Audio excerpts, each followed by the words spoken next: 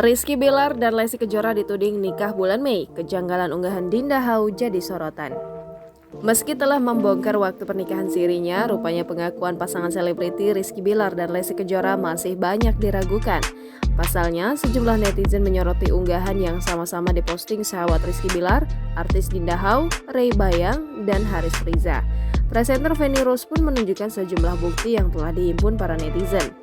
Dilansir kanal YouTube Trans TV Official pada Selasa 5 Oktober 2021, Feni Rose memperlihatkan klarifikasi dari Rizky Bilar dan Lesti. Dalam sebuah acara, keduanya mengaku sudah melaksanakan nikah siri pada bulan April di hari Senin. Padahal netizen sebelumnya sudah memprediksi bahwa pernikahan keduanya dilaksanakan pada bulan Mei.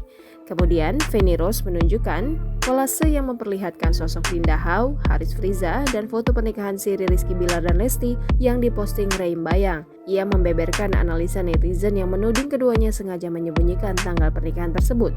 Pasalnya, dilihat dari unggahan rekan-rekan Rizky Bilar, ada satu momen janggal pada tanggal 24 Mei.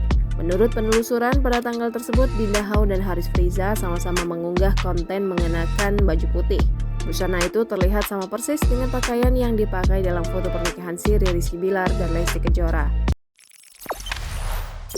Jangan lupa subscribe, share, komen, dan like ya!